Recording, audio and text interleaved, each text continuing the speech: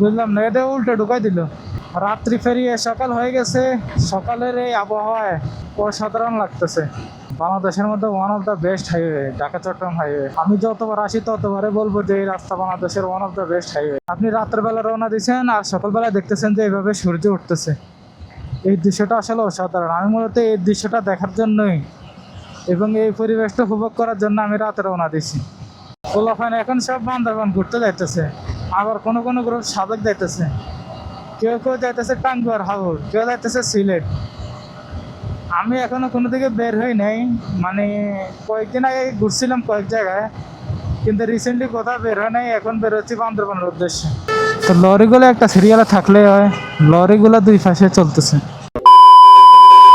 একবারে কুমিল্লা যায় ব্রেক। 2টা R15 যাত্রাবাড়ি থেকে তেল নিয়ে বের হলাম। ইনশাল্লাহ কুমিল্লা গিয়ে ব্রেক দিব, কুমিল্লা গিয়ে ব্রেক দিব, কুমিল্লা।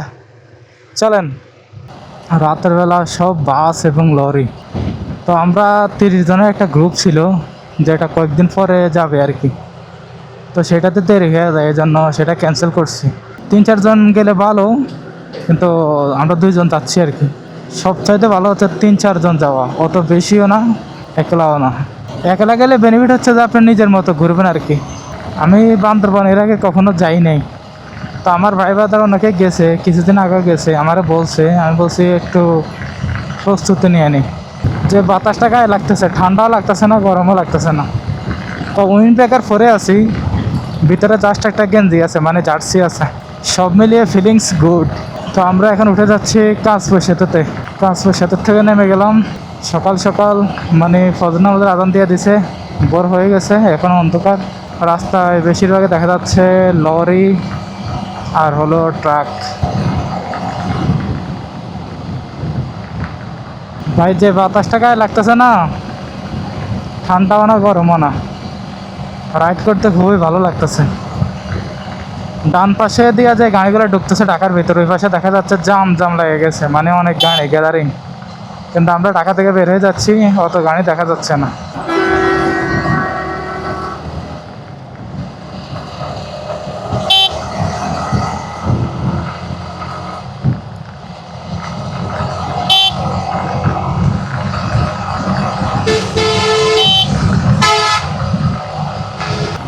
ভোর হয়ে গেছে, আস্তে আস্তে আলোকিত হচ্ছে।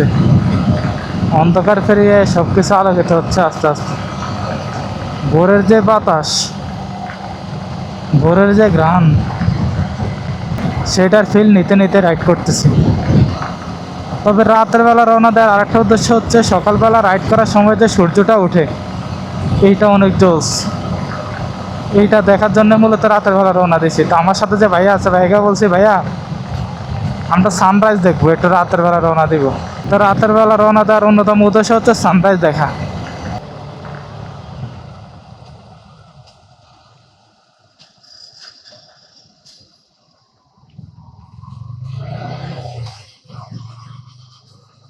কিভাবে ঢোকা দিল গাড়িটা। তো সামনেই মেঘনা সেতু, আমরা মেঘনা সেতুর টোল প্লাজা টোল দিবে একটু পর। তো চলে আসলাম মেঘনা সেতুতে। তো প্রথমে টোল দিতে হবে। 2 জন কথা, লাইটার নাই, লাইটার নেই। মেঘনা সেতুতে টোল দিলাম, টোল দিয়ে বের হয়ে গেলাম। 2টা বাইকের টোল হচ্ছে 30 টাকা। উই আর এন্টারিং নাও মেঘনা সেতু।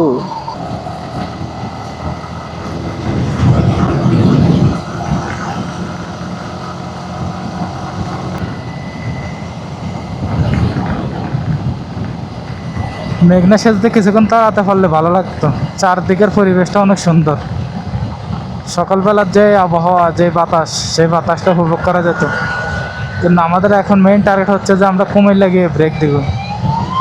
এই জন্য কুমিল্লার আগে আর আমরা দাঁড়াবো না।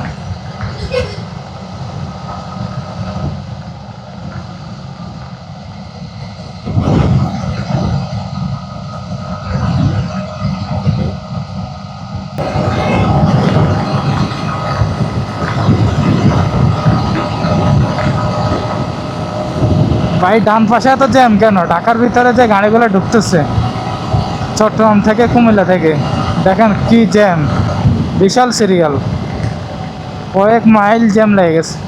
ওই যে কুকুরের রাস্তার মধ্যে এসে কি করতেছে। তো তো লরিগুলো একটা সিরিয়ালে থাকলে হয়, লরিগুলো দুই পাশে চলতেছে, উল্টা বাস ঢুকে গেছে, ডান পাশে জ্যাম তো এই যেন মানে উল্টা ঢুকে গেছে। আনারপুরা ক্রস করতেছি আমরা। রাত্রি ফেরিয়ে সকাল হয়ে গেছে, সকালের এই আবহাওয়ায় বাইক চালাচ্ছি, অসাধারণ লাগতেছে, অনেক জোশ লাগতেছে। বাজারিয়া কুমিল্লা এখান থেকে 59 কিলোমিটার।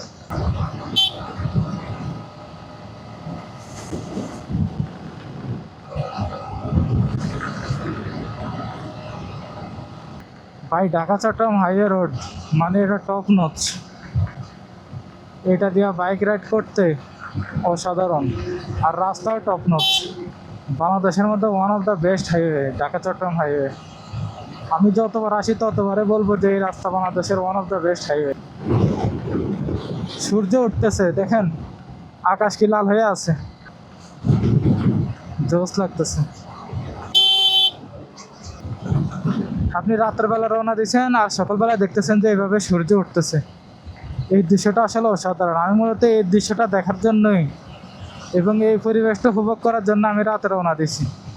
জোশ লাগতেছে, জোশ জোশ, রাইড করে অনেক মজা পাচ্ছি।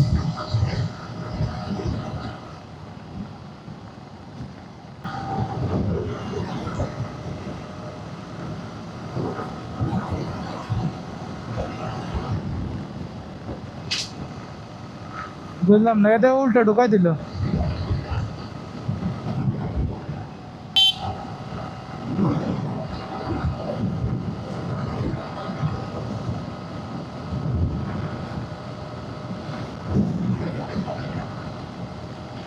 পোলাপান এখন সব বান্দরবান ঘুরতে যাইতেছে, আবার কোনো কোনো গ্রুপ সাবেক যাইতেছে, কেউ কেউ যাইতেছে টাঙ্গুয়ার হাওর, কেউ যাইতেছে সিলেট। আমি এখনো কোনো দিকে বের হই নাই, মানে কয়েকদিন আগে ঘুরছিলাম কয়েক জায়গায়, কিন্তু রিসেন্টলি কোথাও বের হয় নাই। এখন বের হচ্ছি বান্দরবানের উদ্দেশ্যে।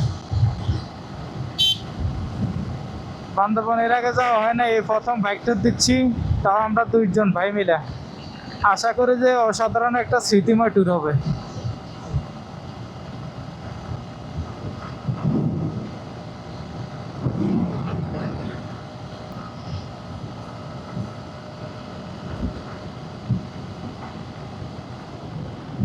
করার সময় আমি একটা জিনিস খেয়াল করলাম যে এখানে যে ট্রাকগুলো আছে, মানে যে লরিগুলো আছে, এরা কিন্তু অনেক ভদ্র, মানে এরা রাস্তাটা কাবজাব করে না এবং আপনি যখন বাইক চালাবেন আপনাকে সাইড দিয়ে দেবে। কিন্তু ঝামেলা করে বাসওয়ালারা ওভারটেক করে এবং তারা কিছু মানে না। কিন্তু লরিওয়ালারা খুবই ভদ্র এবং তারা ওভারটেকে নাই, তারা একটা সিরিয়ালে গাড়ি চালায়, মানে বাম পাশে। আর যারা ওভারটেক করতে চায় তারা মানে নর্মালি করে, কাউকে ডিস্টার্ব করে না। তো এই জিনিসটা আমি খেয়াল করলাম যে বাসওয়ালাদের চেয়ে লরিওয়ালারা অনেক ভদ্র। সূর্য এখনো উঠে নাই, সকাল হয়ে গেছে, সূর্যের লাল আবছা উকি দিচ্ছে, দেখেন কি সুন্দর ওয়েদার। সকাল সকাল যাচ্ছি, সূর্য এখনো উঠে নাই, সূর্যি মামা উকি দিচ্ছে, আস্তে আস্তে তার মাথা বের করতেছে। বৃষ্টি হবে কিনা জানি না, রেইনকোট নিয়ে আনিছি কিন্তু এখনো রেইনকোট পরি নাই, যদি বৃষ্টি আসে, বৃষ্টি ধরে তাইলে পরবো আর কি। ঢাকাতে কয়েক জায়গায় বৃষ্টি হয়েছে, যেমন উত্তরের দিকে বৃষ্টি হয়েছে, আবার ধানমন্ডির দিকে বৃষ্টি হয় নাই।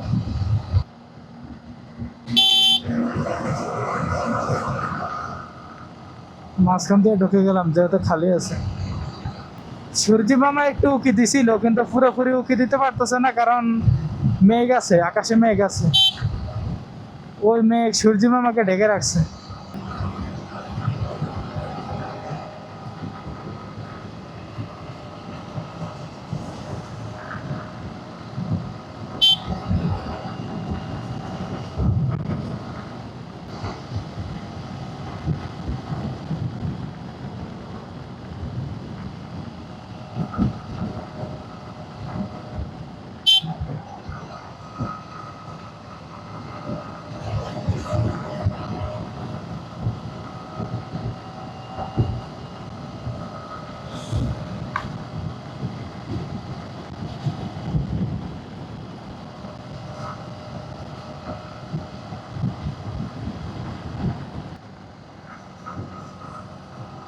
তো এখানে এক জায়গায় ছিলাম আধা ঘন্টার মতো।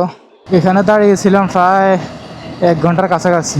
আমার হর্ন কাজ করতেছিল না, ওটা ঠিক করছে এক জায়গায় দাঁড়ায়া, এই জন্য দেরি হয়ে গেছে। বান্দরবন এখন আমাদের বাকি প্রায় 90 কিলোমিটারের মতো। এখান থেকে চট্টগ্রাম আর হচ্ছে 14 কিলোমিটার। আমরা আছি চট্টগ্রামের কাছাকাছি। তো ওনাকে আগে দিয়ে দিছি, ওনাকে বলছে আপনি লিড দেন, এই জন্য আমি ওনাকে ওভারটেক করতেছি না। আমরা এতক্ষণে বান্দরবনের কাছাকাছি থাকতাম, ওই ভাইয়ের গাড়ির সমস্যা হওয়াতে আমাদের দেরি হয়ে গেছে। তো ওনার সমস্যাটা মেজর না, ওনার সমস্যাটা হলো হর্নের সমস্যা। আমরা এই মুহূর্তে ঢুকে গেলাম চট্টগ্রামের দিকে। চট্টগ্রাম বায়েজিদ লিংক রোড সামনে। পাহাড়গুলো জাস্ট দেখেন, বিশাল বিশাল পাহাড়। আমরা আছি চট্টগ্রাম বহদ্দারহাট থেকে একটু সামনে। তো এখানে একটু পানি খাইলাম, মানে পানি প্রচুর পিপাসা ধরে গেছে। তো পানি খাইয়া বাইকরা কিছুক্ষণ রেস্ট দিলাম। বান্দরবান এখান থেকে আর সম্ভবত 50 কিলোমিটারের মতো, 50-55 কিলোমিটারের মতো যাচ্ছি বান্দরবনে। আর চট্টগ্রাম বহদ্দারহাট বাজার পার হয়ে গেলাম। এখান থেকে কাপ্তায় 37 কিলোমিটার। তো বান্দরবন শহরে যেতে যেতে আমাদের 55 কিলোমিটার 56 কিলোমিটার মতো আর বাকি আছে। বান্দরবনের এই শেষ রাস্তাটুকু অনেক আঁকা বাঁকা, সিঙ্গেল রোড, তো এদিকে দুই দিকের গাড়ি চলে, এই জন্য দেখে শুনে চালানো লাগে। আমরা ঢুকে গেলাম ডানে। ডানে ঢোকার পর প্রথমে পাইলাম একটা ব্রিজ, সাঙ্গু নদী নাকি কি একটা নদী বলে এটারে। তা আমরা ঢুকে গেলাম ডানে। ডানে ঢোকার পরে পাইলাম একটা ব্রিজ, পাহাড় দেখা যাচ্ছে, বিস্তীর্ণ পাহাড়, বিশাল নদী।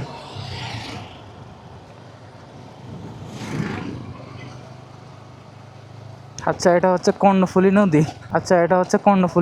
কর্ণফুলী নদী আমরা পার হইলাম এখন। যতই বান্দরবনের কাছে যাচ্ছি ততই পাহাড়ের সংখ্যা বাড়তেছে। কি বিশাল গাছ!